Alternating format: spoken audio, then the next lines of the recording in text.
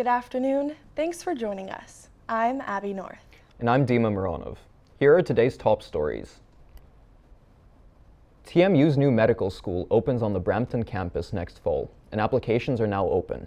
We get more in this story from Matthew Katzman. TMU Med School isn't without controversy. The first students come into the program next September. 3/4 of them will be admitted through the Indigenous, Black, and equity-deserving admissions pathway. The remaining 25% will come into the program through the general admissions process. It's not a fair playing ground to begin with. Additionally, no MCAT is required. MCAT is the test used worldwide to measure the suitability of a candidate to med school, like the LSAT is for law school. Well, if I'm a student at TMU Medicine, like at TMU Medical School, I might have a problem with that. And then there's the GPA, grade point average. Normally, med schools in Canada require a 3.5 or 6, but the admissions criteria for the TMU School of Medicine say that, quote, in exceptional circumstances, applicants in the 3 admissions pathways with a GPA below the minimum requirement of 3.3 may have their application considered for admission by the relevant pathway subcommittee. Others see a problem with these criteria. One of them is Robin Urbach from the Globe and Mail. In a piece in the opinion section a couple of weeks ago, Urbach argued that while these relaxed admission criteria demonstrate the best of intentions, they may not be helpful, not for the image of the program, nor even perhaps for the students themselves. Very few would deny the importance and merit of encouraging diversity in the medical workforce.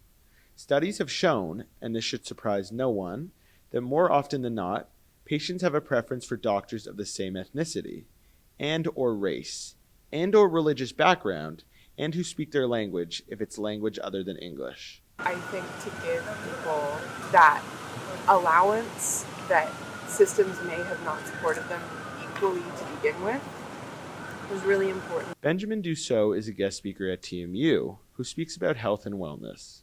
He sees both sides.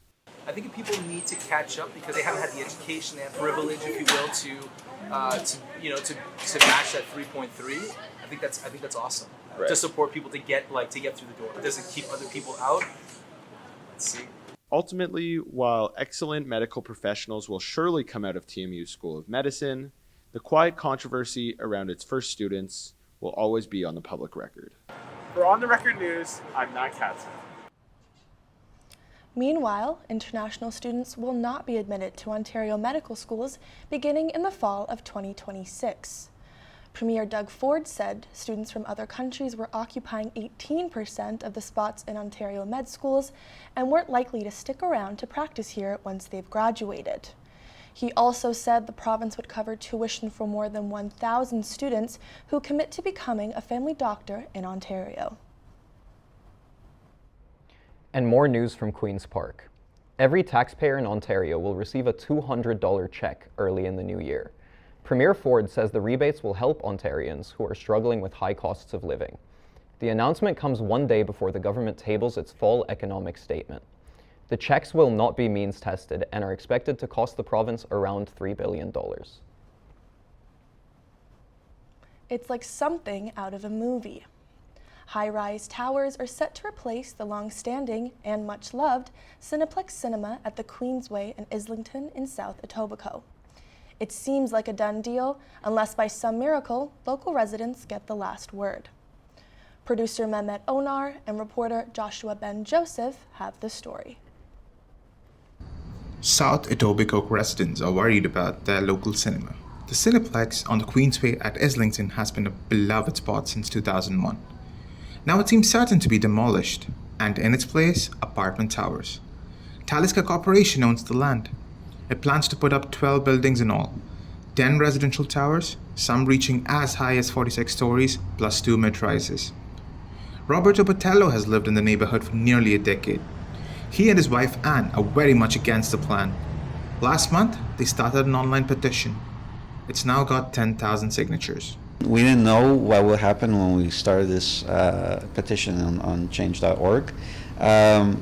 We're surprised that we've reached the number of people signed up, so there's a lot of passion, right, that people go there, right? So What has changed is we're definitely getting traction. There's interest in the Many in the neighborhood are sad about the possible loss of their local cinema. There's so much history here for me and my family. We, from bringing the kids to see movies to just like I'm doing now, just slipping out, getting some time for myself. The thought of that not being accessible in the future, it's kind of sad, actually. The plan adds more than 4,000 new homes to the neighborhood. But so what, say some? Homes do matter, but so do local amenities. It makes me sad. It feels like we need these things, and where are the folks in those condos going to go to movies? And it does feel like an important part of the community. We come here several times a year, and I'd hate to have to go somewhere else. The local councillor is Amber Morley. She told the CBC it could take years to decide the cinema's future, since the project still needs approval from the City of Toronto. But she did say that the Talisker Corporation already owns the land. If approved, the redevelopment would happen in phases. The cinema itself would be the last part to go. Roberto Botello wants to reach out to the officials at Talisker Corporation. We wish him luck. They did not respond to our request for an interview. This petition is trying to raise an alarm, really, and try to find a way to meet with the city planners. Hopefully the government of Ontario, who really controls through Ontario Land Tribunal, a way to balance how we build homes. With almost 10,000 signatures of the Change.org's petition, residents say the loss of the entertainment cornerstone will be a significant one.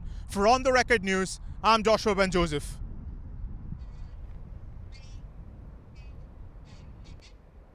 Now let's have a look at the other stories we're working on today and this week in our On the Record newsroom. Standing by live in the newsroom is Hssena Arjmand. Hssena, what have you got for us?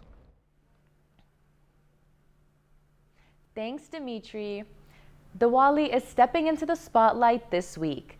This Hindu festival celebrates light overcoming darkness. It follows the lunar calendar, and this year it lands on Thursday night, which is also Halloween. So don't be surprised if you find yourself lighting diyas and carving pumpkins at the same time. Catch a Diwali recap on next week's broadcast. In other news, things aren't so sunny over at Sunrise Restaurants. Employees rallied outside the Ajax location, protesting over what they say is a total of $94,000 in unpaid wages. My OTR colleague Lavisa Syed and I will be bringing you more details on this story. And not to add more to your plate, but watch out for what's on it. The Canadian government has recalled several frozen waffle brands due to concerns about listeria, and Haribo gummies for apparently containing bits of wood, and a Haribo pork jelly product also for listeria. Our reporter Katie Bell will have the full story with everything you need to know to stay safe. Seneca College is set to close the doors of its Markham campus at the end of the term, due to the anticipated loss of international students and their fees. Katie Bell and Mehmet Oner will dig deeper into the impact and bring you the full story next week. Stay tuned. Be sure to visit ontherecordnews.ca. You can listen to our latest podcasts and check out all the stories our team has been cooking up. That's it for today. Thanks for tuning in. Back to you, Dimitri and Abby. Thanks, Hssena. In other news, not everyone celebrates their birthday by giving away thousands of fast food meals. But Toronto's Drake does just that. And as we hear in this story from Saadeq Ahmed, whether you show up early or late, you're in for a long wait. It's Thursday, October 24th, and we're live from Yonge Street. Today is Toronto rapper Drake's 38th birthday, and we're joining fans from around the city to celebrate. But instead of cake, he's serving hot chicken. For the third year in a row, Drake is celebrating his birthday by sponsoring the giveaway of Dave's Hot Chicken Sliders. After investing in the U.S. restaurant chain in 2021, it's become tradition that anyone who goes to their local Dave's on his birthday, even the ones outside his home city, gets a free chicken slider. Drake, it's his birthday today, Toronto native, and so to celebrate his birthday, they're giving out some free sliders, which are really good. We love that Drake is choosing to celebrate his birthday with Dave's guests. Those words were in an official statement from Bill Phillips, the CEO of Dave's Hot Chicken.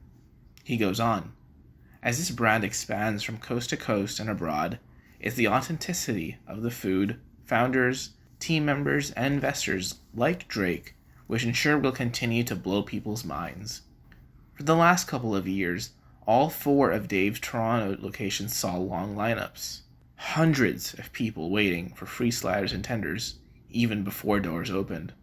As long as people had the Dave's app on their mobile phone, they could grab a free slider. On the day of the giveaway, people are queuing up at all hours, even if it is a bit chilly.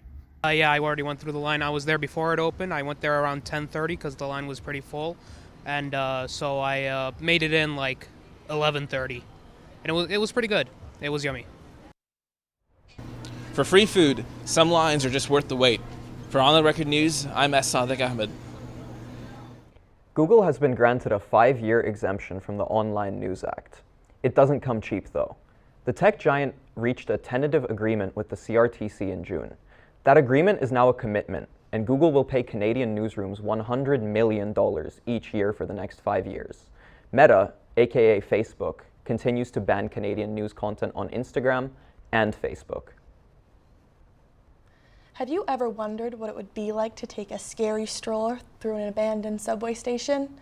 Well, the TTC has got you covered. Producer Olivia Harbin and reporter Olga Bergmans have the story. Just a few days away from the spookiest day of the year, Halloween Fest returned to Lower Bay Station for the 3rd year in a row. Since 2022, the TTC has been using the abandoned subway station to host its Halloween festivities. This past Saturday and Sunday, families could enjoy a spooky good time for only a $5 entry fee. Activities included a frightening tour of the station, photo ops, free giveaways, and even TTC-themed merchandise. And all proceeds go towards United Way Greater Toronto, a GTA-based organization fighting local poverty. Last year, the TTC raised $60,000 with over 12,000 attendees. This year, they're hopeful the event will bring out even more people and donations.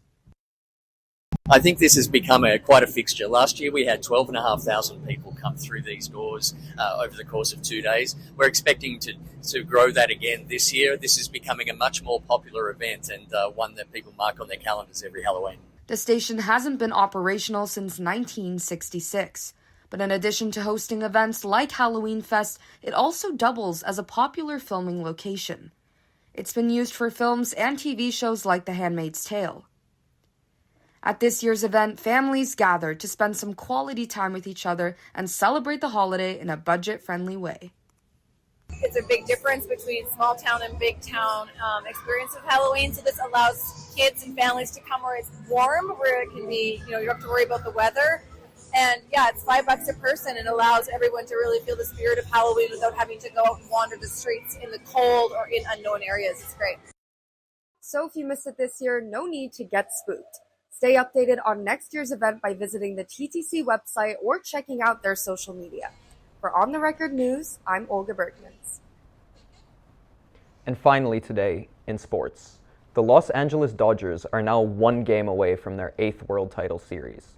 Their 4-2 defeat of the Yankees last night in Game 3 marks their 3rd straight win in the series. The struggling Yankees will try to avoid a losing sweep when the two teams face off again tonight. We have more for you in this week's sports package. I'm Nicole Lim, and here's a rundown of this week's sports highlights. In English football news, it's the end of the road for Manchester United manager Erik ten Hag. He got the sack yesterday morning after a poor start to the season. The team is currently in 14th place. Ruud van Nistelrooy is set to take over as the interim head coach. In figure skating, the ISU Grand Prix Series kicked off in Halifax on Sunday. U.S. star Ilya Malinin dominated the men's free skate. With 4 quadruple jumps and a backflip, he scored an impressive 301.82 points. That's 40 points ahead of the next guy, Japan's Shun Sato. The top Canadian was Steven Gogolev, who ended in 5th place after his short program. And the World Series will resume tonight. Yankees and Dodgers, 8 p.m., Yankee Stadium. That's it for this week's sports. Back to you in the studio. That's all for On the Record this October 29th, 2024. I'm Abby North. And I'm Dmitry Mironov. Join us for On the Record next week as we bring you the latest stories from the OTR newsroom. And for the latest 24/7, visit our website ontherecordnews.ca. Have a great day.